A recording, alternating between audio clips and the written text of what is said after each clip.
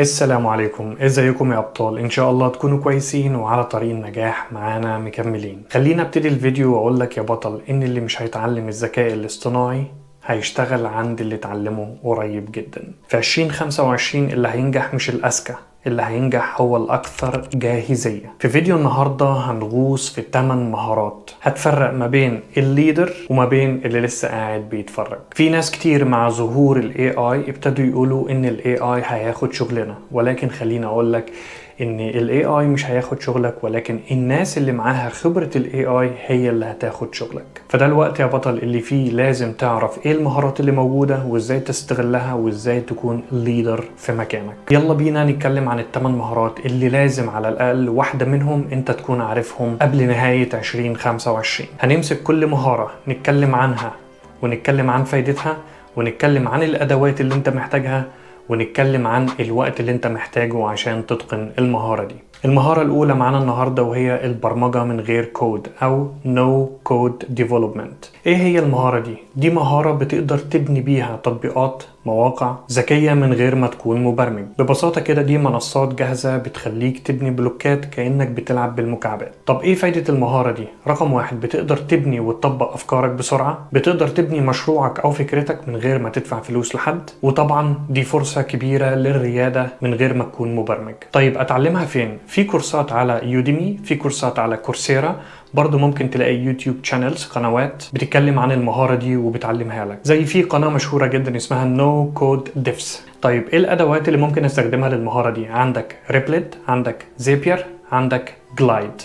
دي الادوات اللي ممكن تمكنك من اتقان وتنفيذ اي فكرة انت عاوزها من غير اي معرفة سابقة لاي كود. انت بس بالناتشرال لانجويج بتكلم الاداة دي وهي بتعمل لك التطبيق او الموقع اللي انت عاوزه. طيب بتحتاج مني وقت قد ايه عشان اتقن المهارة دي؟ اقدر اقول لك من شهر ل3 شهور تقدر فعلا تكون بنيت اول مشروع ليك. ودي كانت المهارة الاولى معانا النهاردة. المهارة التانية معانا النهاردة وهي الكونتنت جينيريشن أو كونتنت كرييشن، توليد المحتوى باستخدام الذكاء الاصطناعي. إيه هي المهارة دي؟ هي استخدام ال AI في كتابة المقالات، في عمل فيديوهات، في تصميم صور، يعني تقدر تعمل محتوى بأشكال مختلفة. طب إيه فايدة المهارة دي؟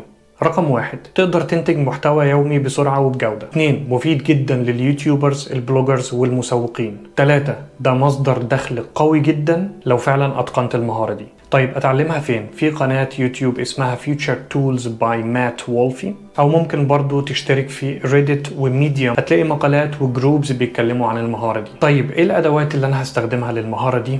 ChatGPT، كانفا AI، Descript وCopy.ai. طيب تحتاج وقت قد ايه عشان تتقن المهارة دي؟ من أسبوعين لشهر لو بتتمرن كل يوم. ودي كانت المهارة التانية معانا في الفيديو. المهارة التالتة معانا النهاردة وهي الورك فلو اوتوميشن، او ان انت to automate different tasks. طب ايه هي المهارة دي؟ هي ان انت بتستغل ال AI في ان هو يعمل tasks معين كنت انت بتعملها repetitive، زي مثلا الرد على الايميلات، زي مثلا كتابة التقارير، زي مثلا نقل البيانات، زي مثلا حاجات كتير ممكن ال AI يساعدك في ان انت تعملها. طب ايه الفايدة؟ طبعا بتوفر وقت ضخم كبير ممكن تستفاد بيه في حاجات تانية كتير، بيخليك تشتغل اكتر ولكن بمجهود اقل. والشركات فعلا ابتدت تدور على الناس اللي عندهم المهارة دي عشان يوفروا وقت ومجهود. طيب اتعلمها فين؟ اشهر موقع وريسورس للمهارة دي هو زيبير يونيفرسيتي، وهتلاقي كورسات كتير على يوديمي وسكيل شير. طيب ايه الادوات اللي انت بتستخدمها في المهارة دي؟ طبعا زيبير، وفي اداة تانية مشهورة اسمها نوشن بلس AI. وبتحتاج وقت قد ايه عشان تتقن المهارة دي؟ خليني اقول لك من اسبوع لاسبوعين لو بتتمرن وتطبق كل يوم. المهارة رقم 4 معانا النهاردة وهي البرومبت انجينيرينج او هندسة التوجيهات. طب ايه هي؟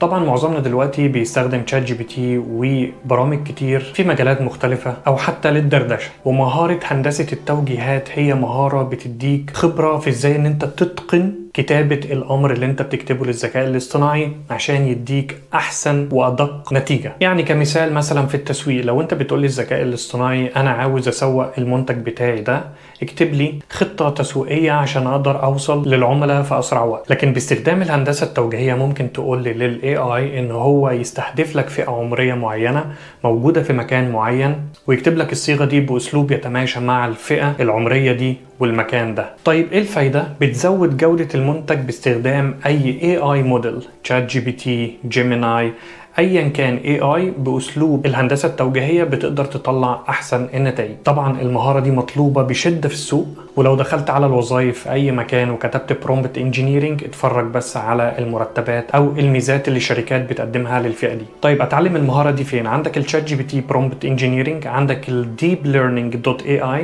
عندك كورسات مجانية على كورسيرا، واكيد طبعا في قنوات كتير على يوتيوب زي All About AI. طيب ايه الادوات اللي انا ممكن استخدمها في تعلم المهارة دي؟ عندك الشات جي بي تي وعندك الميد جيرني، دول اشهر تولز للبرومبت انجينيرنج. والسؤال هنا، اخد وقت قد ايه عشان اتعلم المهارة دي؟ عاوز اقول لك انه اسبوع واحد يمكنك من ان انت تتقن الاساسيات، ولكن مع الممارسة والتعلم هتتقنها اكتر واكتر. المهارة رقم 5 معانا النهاردة وهي AI Enhanced Creativity، الابداع بالذكاء الاصطناعي.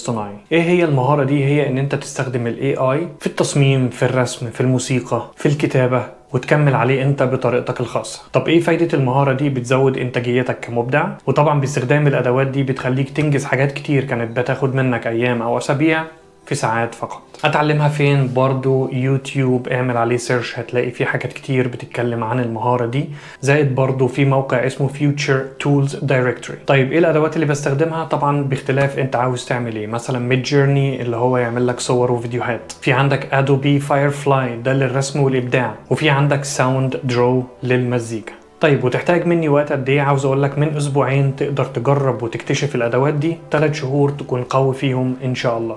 المهارة رقم 6 ألا وهي التعلم السريع والتأقلم، وهي إنك تستخدم ال AI في تعلم أي حاجة. يعني مثلا تفتح الشات جي بي تي وتقول له أنا عاوز أتعلم اللغة الإنجليزية. تخيل إن أنت مدرس لغة إنجليزية وبتعلمني الأساسيات والمصطلحات اللي ممكن أستخدمها على مدار اليوم، وبالطريقة دي هيكون عندك مدرس خاص على تليفونك أو على الكمبيوتر ألا وهو الشات جي بي تي. فايدتها إن أنت تقدر تتعلم أو تكمل تعليم حاجة أنت ابتديتها في مكانك من غير ما تروح تاخد دورات او كورسات. ازاي تتعلمها؟ زي ما قلت انت ممكن تفتح كونفرزيشن مع الشات جي بي تي وتدي له الامر الصح، زي مثلا انت الكوتش بتاعي اللي هتدربني النهارده، وانت المدرس اللي هيعلمني انجليش، وتبتدي تتواصل معاه باسلوب الطالب والمدرس. والادوات اللي انت تستخدمها زي ما قلت الشات جي بي تي، جيميناي، في ادوات كتير دلوقتي موجوده في كل حته. تحتاج وقت قد ايه؟ طبعا دي مهارة مش بتخلص، انت لازم كل يوم تتعلم حاجة جديدة او تكمل لحد ما توصل للمستوى اللي انت عاوزه. المهارة رقم 7 معانا النهاردة الا وهي ربط المهارات المكتسبة من ال AI بمجالات كتير،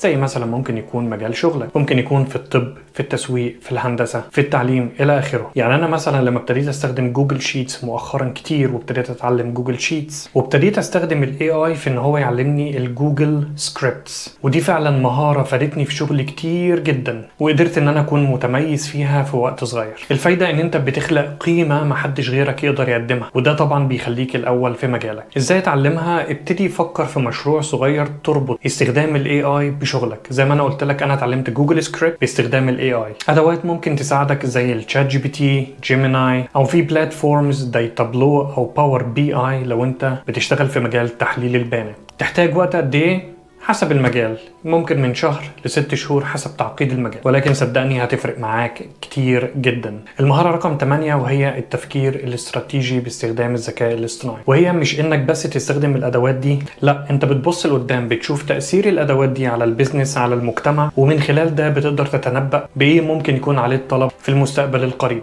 طيب اتعلم المهارة دي ازاي؟ لازم تقرا كتب كتير عن الاي اي سوبر باور، لازم تتفرج على محادثات من رواد الذكاء الاصطناعي زي سام ألتمان السي او بتاع الشات جي بي تي او الاوبن اي اي. ايه الادوات اللي ممكن تساعدك؟ ادوات زي تخطيط البيزنس زي ميرو او نوشن، وحاجة باورفول زي جوجل ترندز. تحتاج وقت قد ايه عشان تتعلم المهارة دي؟ اقدر اقول لك ان في 3 شهور تقدر تلم بالمفاهيم الاولية، والباقي طبعا من خبرتك في التطبيق.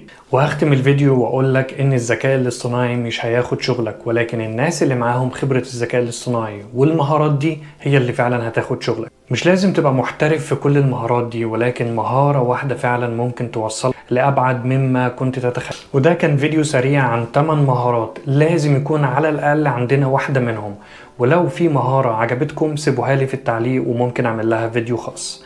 واشوفكم على خير إن شاء الله في الفيديو اللي جاي. مع السلامة.